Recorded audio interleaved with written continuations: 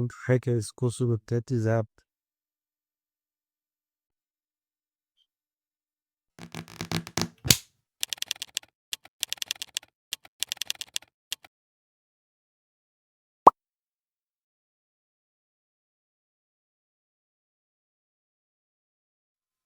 I am craving some snacks, but I'm not just gonna have snacks. I'm going to be discussing this book. Let's begin. So this is not going to be a book review or a kind of like a explanation of the book or story. This is going to be more like a discussion of this book between you and me, or between me and you. Sorry about that. And we're just going to have some snacks and basically go through the complete story. So it's not going to be something that's very detailed or something. And I'm going to have a lot of mistakes, believe me. And full disclosure, I'm going to pronounce all the names wrong. I'm saying that before I start the video. So yeah. So the name of the author, Rebecca Yarros, the name of the series, The Empyrean, and it's in the genre of fantasy, war crime, not war, shit. So the name of the author is Rebecca Yarros, the series is The Empyrean, and the genre is fantasy, dragons, and war academy. Basically kind of like Harry Potter with dragons. In Harry Potter, they have dragons. I mean Harry Potter with a major focus on dragons. So yeah. So the main character over here is called Violet Sorrengail, which we'll come back to again. First, let's discuss about the story. And the story is more about the world called Navarre, or Navarre, however it's pronounced. I don't know how to pronounce. The story takes place basically in Navarre, which is the main city or the main country. And the main setting is Basgaev, the war college. That is where the complete story takes place. So the war college is divided into 4 quadrants. The first quadrant is the writer's quadrant. There is the healer's quadrant, the scribe's quadrant, and the infirmary. And all of these 4 have their places or their roles to play in basically the world. But the most powerful, the most respected, and the most renowned one is the riders. Basically, the dragon riders who are the soldiers of this country. Our main character, Wallace Sorrengail, wants to become a scribe, but her mother, who is the general of the riders, wants her to become a writer. So she basically pushes her to become a writer, even though her father, the man she loved, was a scribe who passed away, and we don't really have any clarity on how he passed away. She pushes her to become a writer. She's a really weak character, by the way. Not the general, she's strong. I mean, the main protagonist is a really weak character. She doesn't really have any strengths except for basically her intelligence. That's why she wanted to become a scribe. But because of her mother, she has to become a writer. And anyways, that goes on for long with the first 2 chapters. Eventually, she has no choice but to become a writer, and she goes for the writer's quadrant in the Basayev, whatever the college is there. The main story starts with entering the Basayev. So this college is already so notorious for its students dying that even entering the college is tough. They have to pass this bridge. It's called the parapet or something, and it's quite hard to pass this bridge because it is more like a really slippery bridge, and if you fell, you just fell. If you fall down, you just fall down to your death, basically.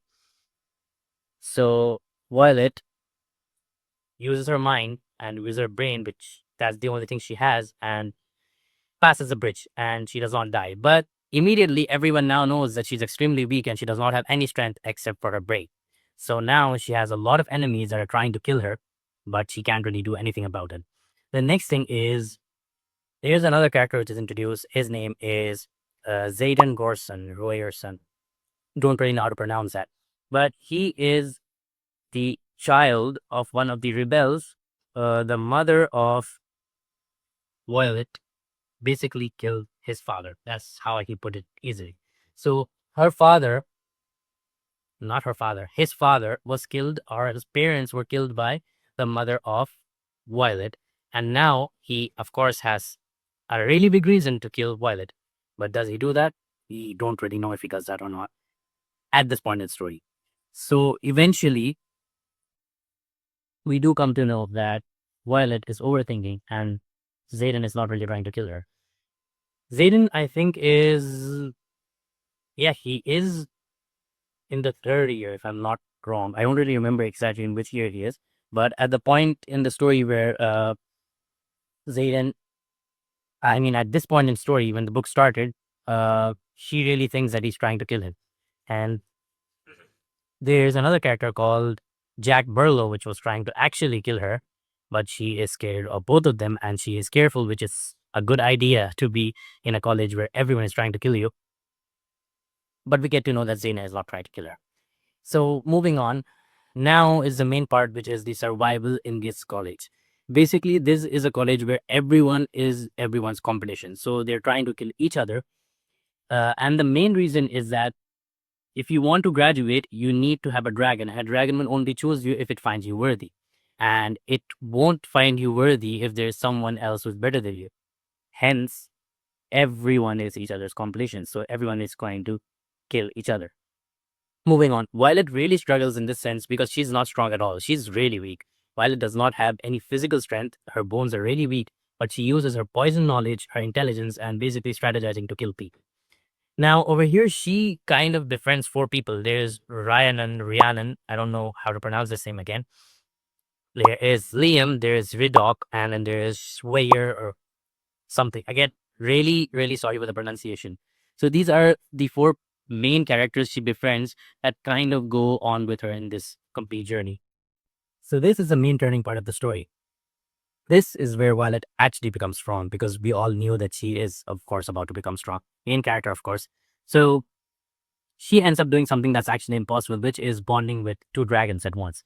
One is one of the most powerful dragons of all, which is a black dragon called Tyre, whatever the name is. And the other is Andrana, if I'm pronouncing that right. She is a small golden dragon, which nobody likes because she's tiny, but we don't really know how powerful she is at this point. This happens because Jack Burlow and some of the other people with him are trying to actually kill the golden dragon, which is Andrana or Andrana, if I'm not wrong. Yeah, Andrana. And Andrana now wants to bond with her, not falls for her. And Terran, of course, bonds with her as well. So she bonded two dragons, which is like an impossible thing. Sorry about that. And the other thing is, Terran is actually the mate of uh, Zayden's dragon, who is Sigil. So they now have a bond. Zayden and Violet have to stay close because Terran and Sigil cannot stay far away for long. So because of that, they also have to meet, which makes them bonded now.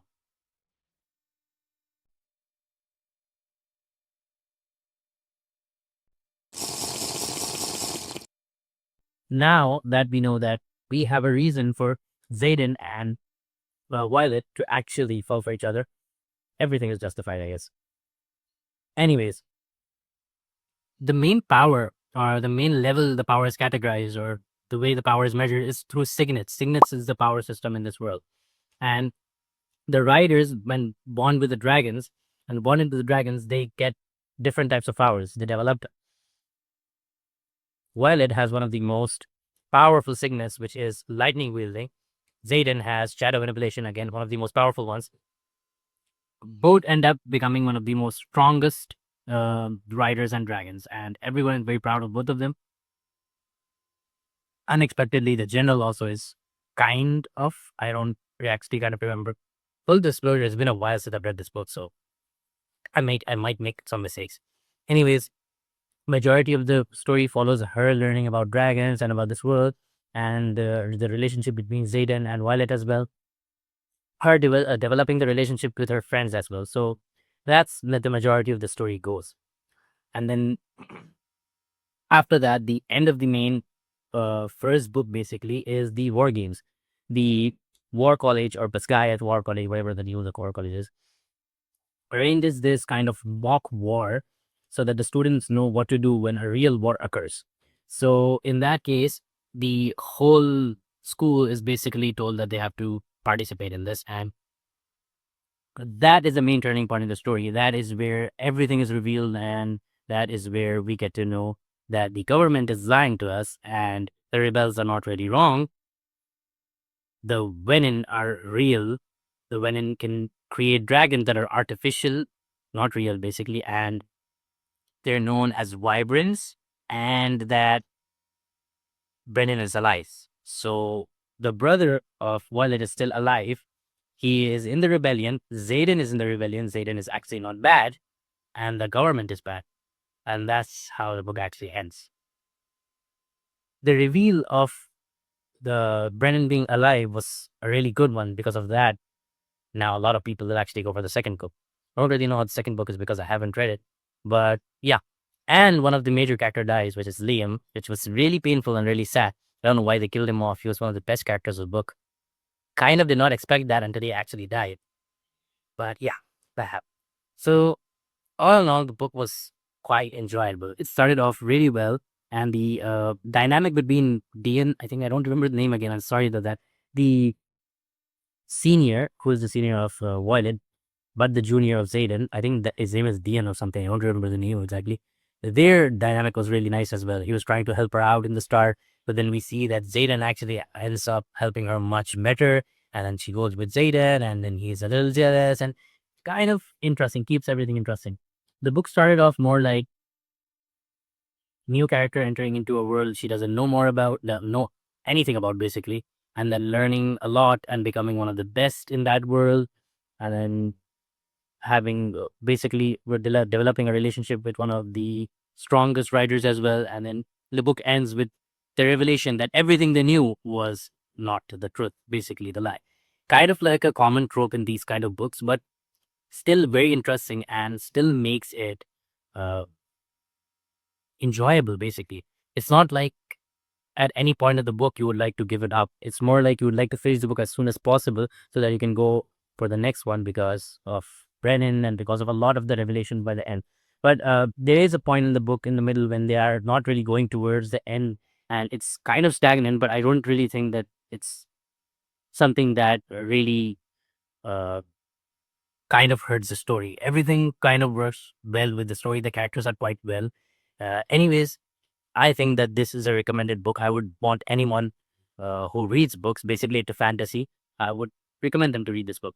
The other thing I had to talk about was I am planning to bring in another kind of video series, which is known as basically I'm thinking sketches, character sketches, where we'll discuss characters from starting till end, how we think they have developed from the starting of the story till the end, and do we think that they are good characters, basically. The complete character sketch from starting to end. And I think these videos will be much longer than what these shorter videos are.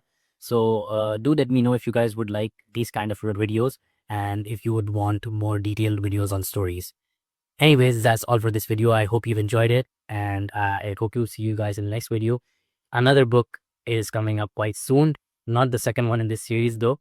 I'll move on to another one and then come back and I'll keep doing that. Thank you guys for watching. I hope to see you in the next video. Bye-bye.